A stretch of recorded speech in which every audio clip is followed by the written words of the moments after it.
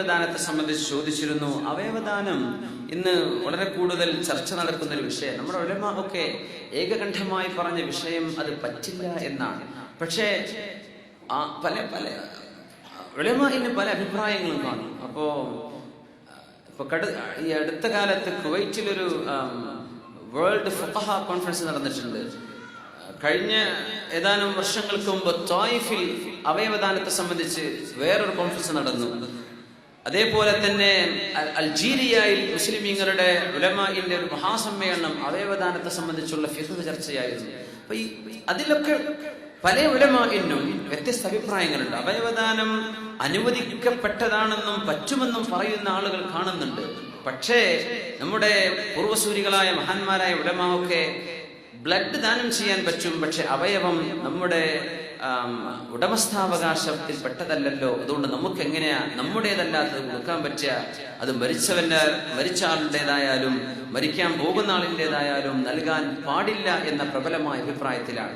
പക്ഷേ ഒരാളങ്ങനെ ദാനം ചെയ്തു എന്നിരിക്കട്ടെ, അത് നമുക്ക് സ്വീകരിക്കാൻ പറ്റുമോ എന്നാ ചോദിച്ചത്. ആ ഖബൂല് ജായിസുൻ, അത് ജായിസാണെന്നാണ്. ഇപ്പൊ ലാ ഇലാഹ ഇല്ലല്ലാഹ് മുഹമ്മദുർ റസൂലുള്ളാഹി അല്ലെങ്കിൽ കലിമത്തു ഷഹാദയിൽ വിശ്വസിക്കാത്ത ഒരാൾ, ഇപ്പൊ ഇസ്ലാമിന്റെ ഈ മസ്അല മനസ്സിലാക്കാത്ത ഒരു കാഫിറായ ഒരു മനുഷ്യൻ ഒരു അവയവം ദാനം ചെയ്തു വെച്ചിട്ടുണ്ട്. അത്തരം ബാങ്കുകളിൽ ഇത് ലഭ്യമാണ്. കിഡ്നിയെ പോലെയുള്ള സാധനങ്ങളൊക്കെ അത്തരം ബ്ലഡ് ബാങ്ക് പോലെയുള്ള ഇത്തരം ഓർഗൻസിന്റെ ബാങ്കുകൾ ഉണ്ടല്ലോ, അങ്ങനത്തെ സ്ഥലത്ത് അവൈലബിൾ ആണെങ്കിൽ ഒരു മുഅ്മിനായ മനുഷ്യൻ അത് സ്വീകരിക്കുന്നത് കൊണ്ട് വിരോധമില്ലെന്നാണ്.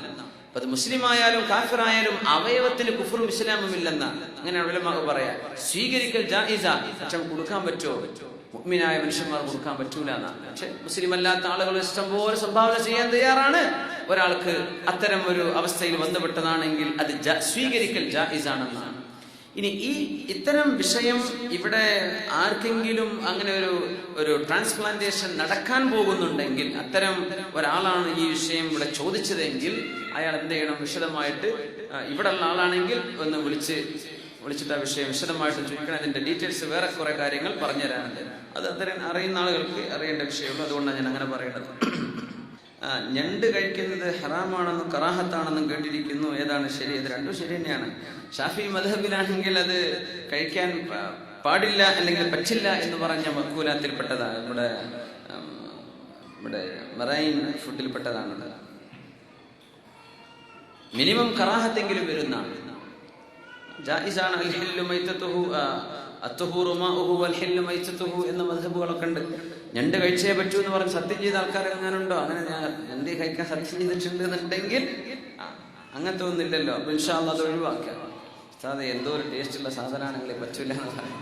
എന്താ ചെയ്യാൻ പറ്റൂല എന്ന്.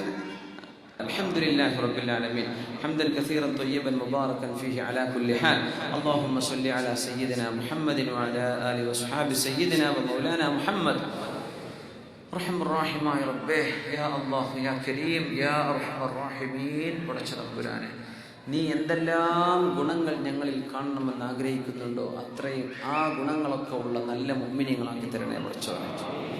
നിനക്ക് ഇഷ്ടപ്പെട്ട ആളുകളിലേക്ക് ഞങ്ങളെ ചേർക്കണേ അല്ലാഹ്. ഞങ്ങൾ ചെയ്തു കൂട്ടിയ തെറ്റുകൾ ഞങ്ങൾക്ക് മാപ്പാക്കി തരണേ അല്ലാഹ്.